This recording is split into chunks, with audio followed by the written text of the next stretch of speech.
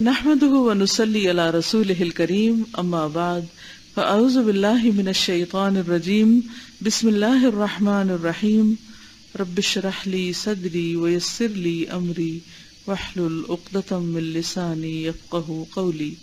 حکمت عمل۔ رسول اللہ صلی اللہ علیہ وسلم نے اپنی عمر کے آخری زمانہ میں مدینہ سے مکہ جا کر حج کیا۔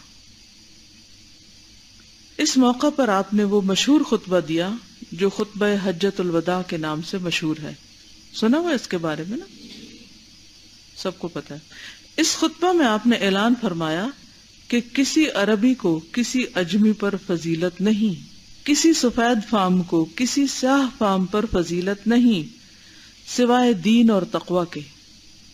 اس طرح آپ نے ایک انسان اور دوسرے انسان کے درمیان فرق کے قدیم رواج کا خاتمہ کر دیا کہ انسانوں کے درمیان فرق نہیں۔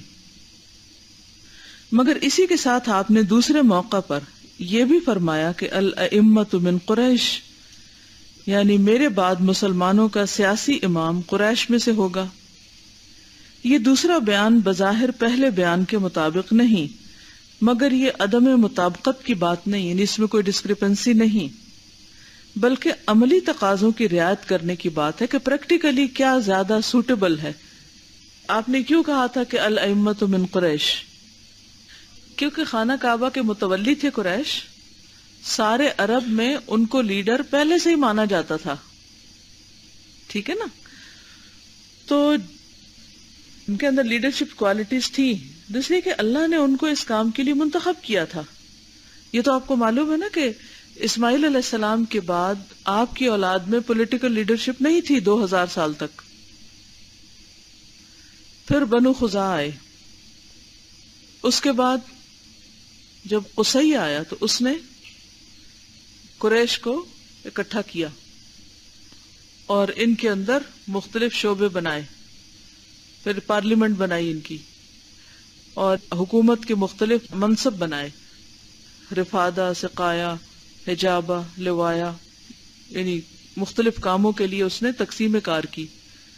تو اس وقت سے پھر پولیٹیکل لیڈرشپ یہ حضرت اسماعیل علیہ السلام کی اولاد میں آ گئی تھی۔ پھر انہی کی اولاد میں سے قریش تھے، فہر، اور پھر قریش کی آگے نسل چل رہی تھی، اسی میں سے پھر نبی صلی اللہ علیہ وسلم تھے بنو ہاشم میں سے۔ تو اب آپ نے فرمایا کہ آئندہ بھی امام جو ہوگا وہ اسی قبیلے میں سے ہوگا، کہ ان کے اندر لیڈرشپ کے گٹس ہیں، اور ویسے بھی یہ خانہ کعبہ کے متولی رہے ہیں اور ان کو لوگ اس حیثیت سے پہچانتے ہیں، یعنی ان کی بات زیادہ مانی جانی تھی۔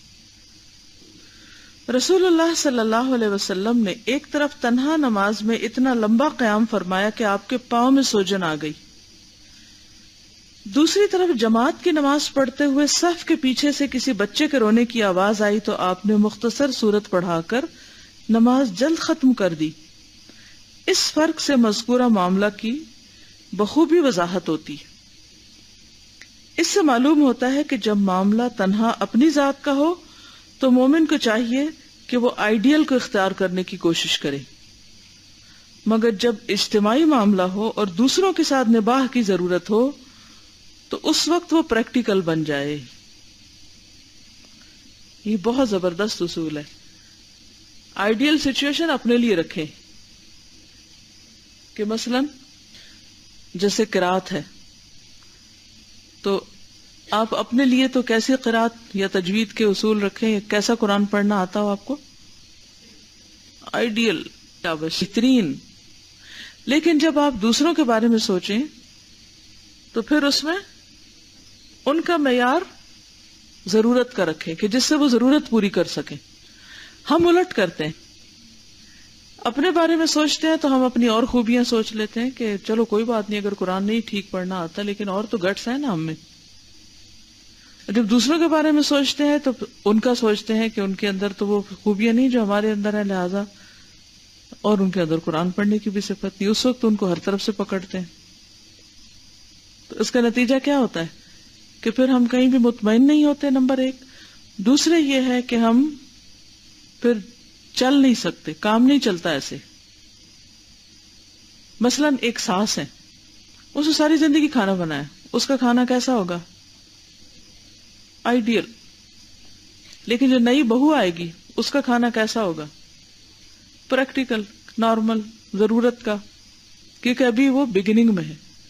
اب اگر سارے گھر والے بیٹھ کے کھانے کی میز پر بہو کے کھانے کا مذاق اڑانے لگے اور ساس سے کمپیئر کرنے لگے تو کیا یہ کمپیریزن انصاف پسندی پر مبنی ہوگا؟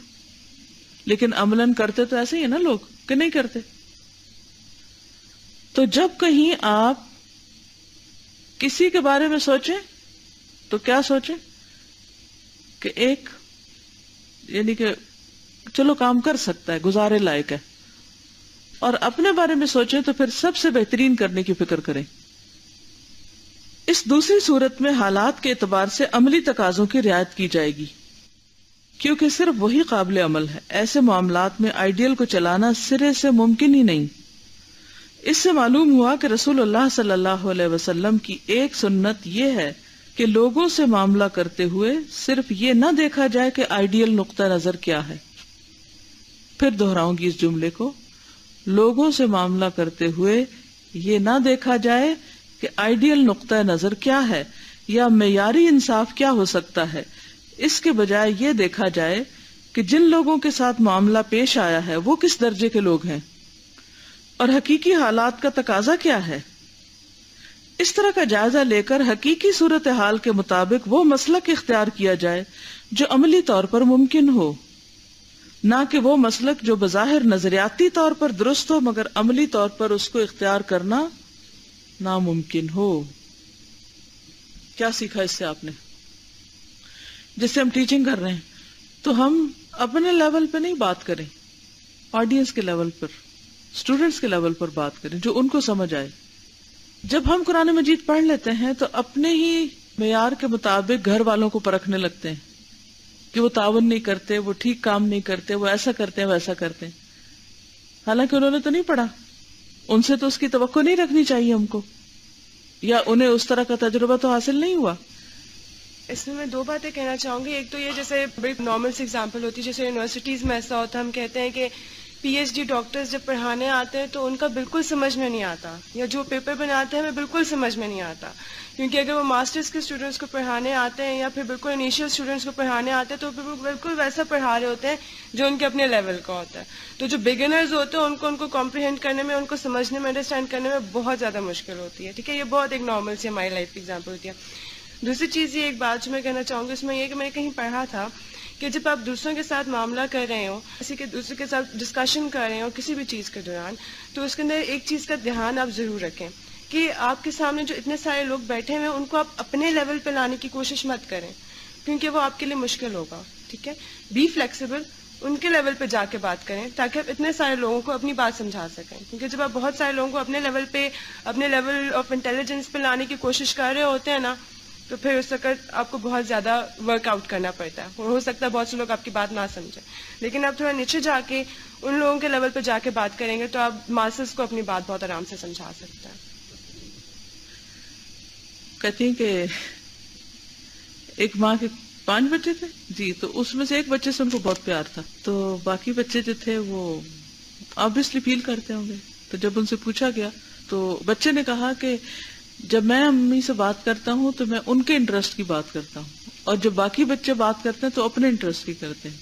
اور اس مثال کو مائیں بہت اچھی طرح سمجھ رہی ہوں گی کہ جب بچے آپ کے پاس آ کے صرف اپنی مطلب کی باتیں کرتے ہیں تو انسان کو کتنا غصہ آتا ہے نا کہ ان کو ماں باپ کو کچھ بھی احساس نہیں، یہ صرف ان کو اپنا پڑا ہے.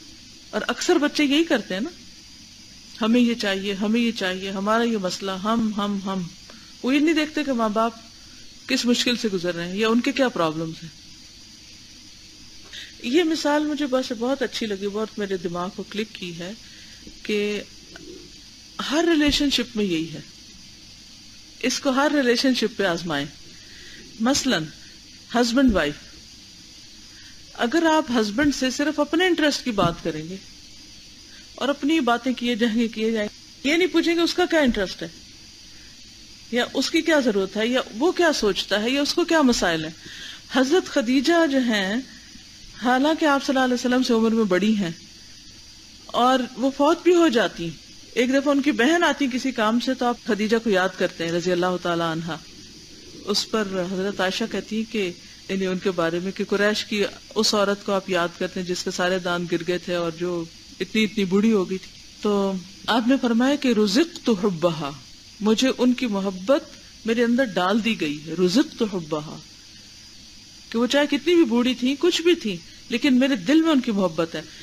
اب اگر آپ حضرت خدیجہ کا رول دیکھیں تو وہ جہاں بھی نظر آتی ہیں، چاہے مال ہو ان کا، چاہے ان کا وقت ہو، کچھ بھی ہو، ان کے اب سارے انٹرسٹ کس کے ساتھ ہیں؟ آپ کے انٹرسٹ کے ساتھ ہیں. ٹھیک ہے نا؟ وہ آپ کو سپورٹ کرتی ہیں، آپ کی مدد کرتی ہیں، آپ کی ضرورت کو سمجھتی ہیں کہ آپ کس کیفیت میں اس وقت آئے. مثلا اگر وہ جیسے نبی صلی اللہ علیہ وسلم غار حرا سے آئے تھے اور وہ کانپ رہے تھے اور وہ خوف زدہ تھے، اس وقت وہ اپنا کوئی مسئلہ سنانے بیٹھ جاتی ہیں اپنے انٹرسٹ کا، تو کیا آپ کے دل میں ان کی کوئی محبت ہوتی؟ تو شوہر کا دل جیتنا ہو یا کسی کا بھی تو یہ بہت ہی کام کی بات ہے. ٹھیک ہے، جزاکم اللہ خیرن. السلام علیکم ورحمۃ اللہ وبرکاتہ.